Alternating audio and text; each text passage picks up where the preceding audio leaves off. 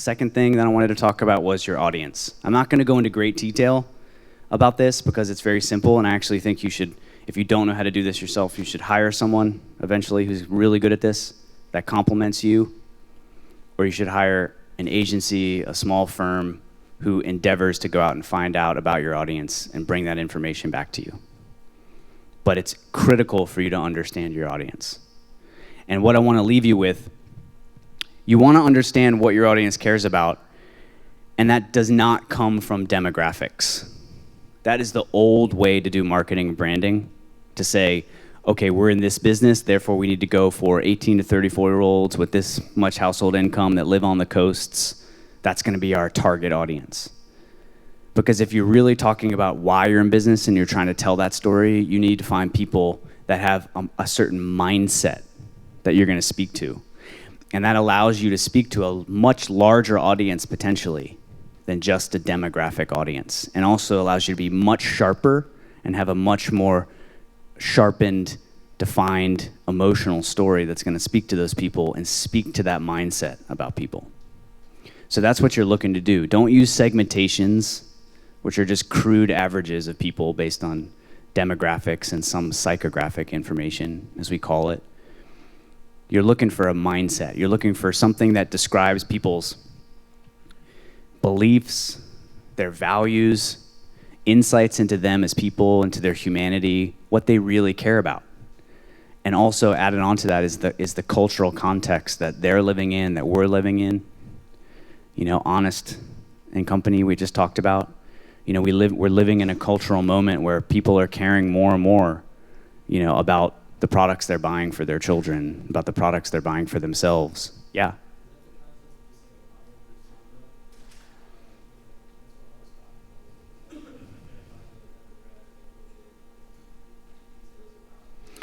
Yeah, I think so.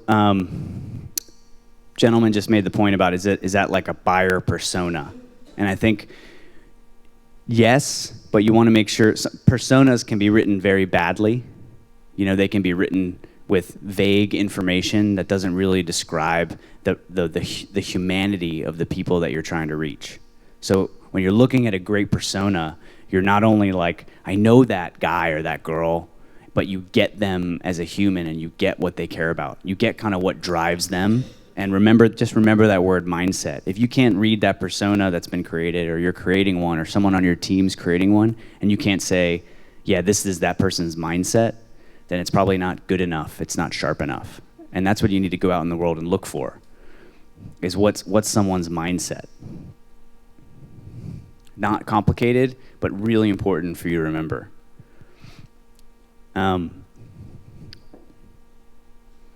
Okay, so if I'm boiling all this down into a super simple chart, it's this chart.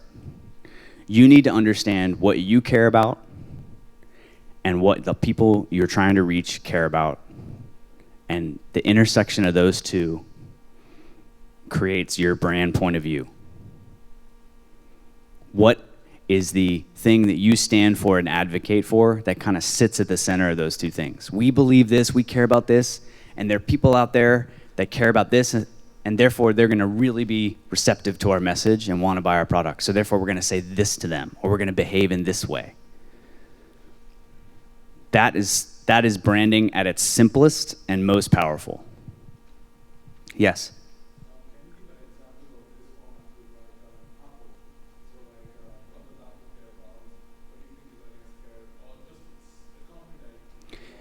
That's a great question. I was actually just about to do that because I'm going to use Nest, which is one of our clients, as an example. I thought it was a particularly relevant example for you all.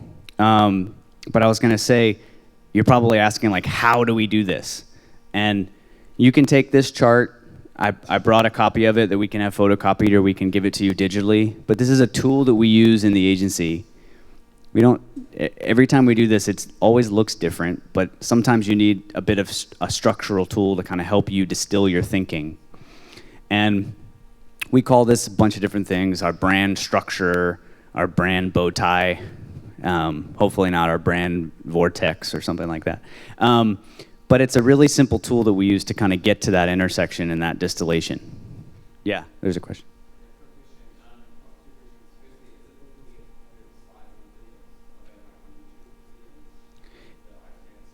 Yeah, most of the videos are on YouTube, and yes, and slides, yes. Except for, I'm going to show you the Nest one, but I can't give you the Nest one.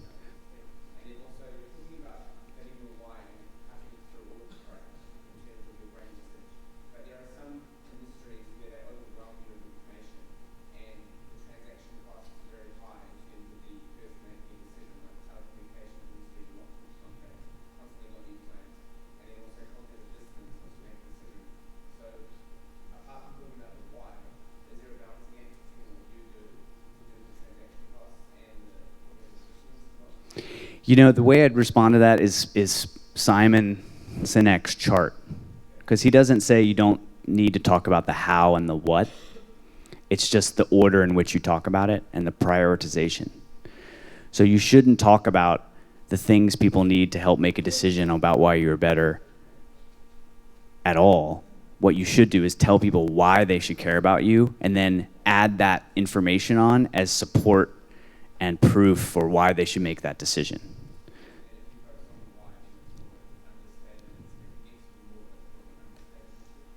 It can be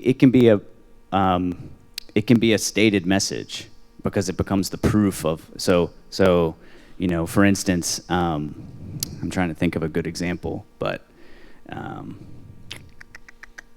you know, I don't know, maybe let's use CVS for example. If they're going to tell you that they're a health and wellness company, and then they're going to tell you how they do that is they've reorganized their stores to better service you when you're most need to take care of something from a health, where we've eliminated lines at the pharmacy, we've brought in more nurse practitioners, you know, and what we do is we sell, you know, great drug store products at a great price, you know, but that doesn't, if you just said we're a well-priced drugstore, it wouldn't connect with you, but everything else kind of in that order does. Does that kind of answer your question? Okay.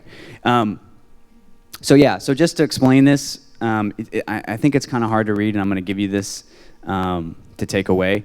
But in a sense, it's really just two streams of thought that come together at the center, which is essentially what the Venn diagram was on the page previous. And it's basically what about your company or your brand distills into a very emotional place.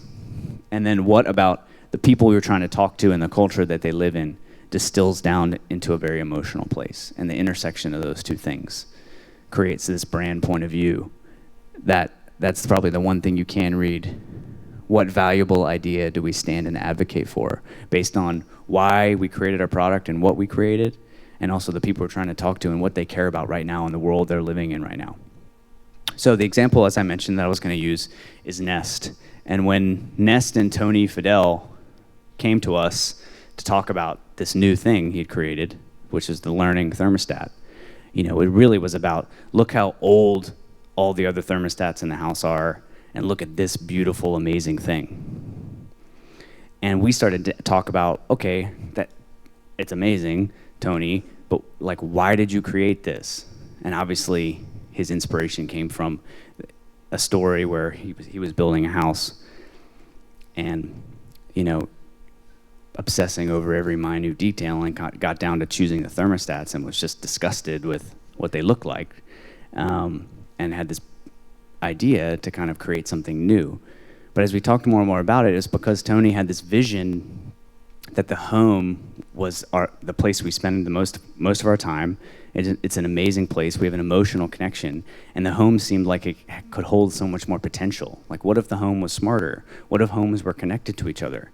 How much waste could that reduce? How much more safe could we be? And this was kind of why he started to think about creating things in the home that would be smarter and more connected, and actually be more aware of what is actually going on in the home, and more adaptive to the people that are living in the house.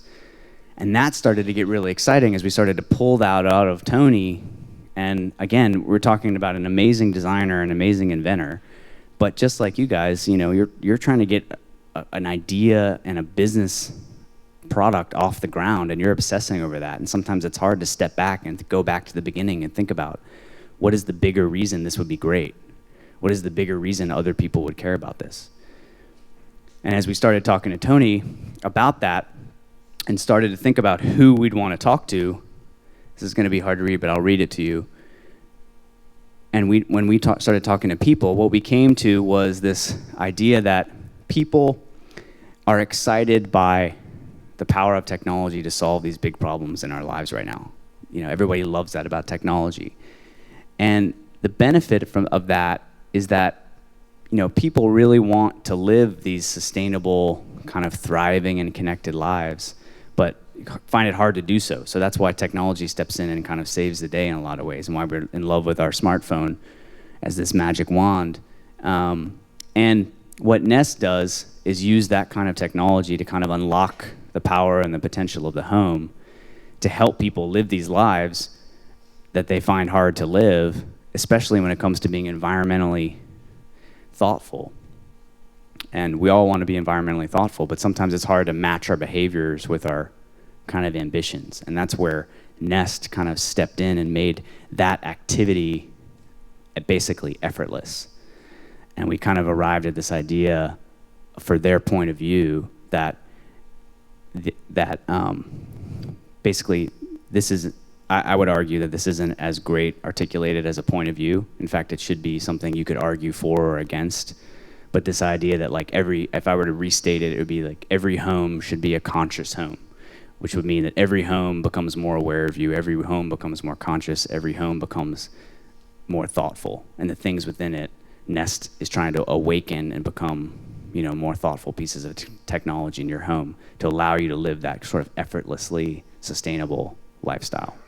And that basic idea led to how they articulated it, which was this video, which was basically the story, their brand story, where these two things came together, you know, that ultimately became that compelling piece for Google to buy them for $3 billion. Those little things, clinging to walls, clickety-clacking in corners, switches that don't switch, timers from another era, things that go in the night.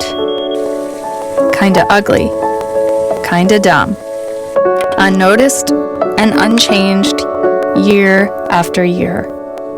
But we noticed them and thought maybe they could notice us. Notice when the house is quiet and when it isn't. Notice how we like it cool in the morning and cozy at night.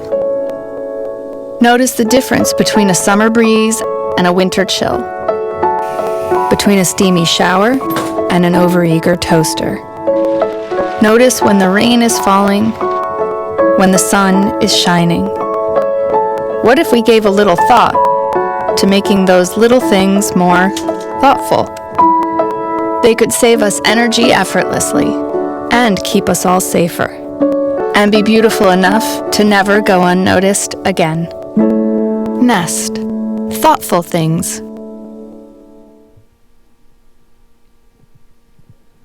Cool. So like I said, I'll hand out the brand structure sheets. If you have two takeaways, just it's about your story combined with why people would care about that based on what they care about. And how do you get to a sharp articulation of that sounds like a compelling point of view? To rewind all the way back to the beginning, it sounds like you could explain it to someone in an elevator, you could explain it to a child, and they would get it, and they would be compelled by that.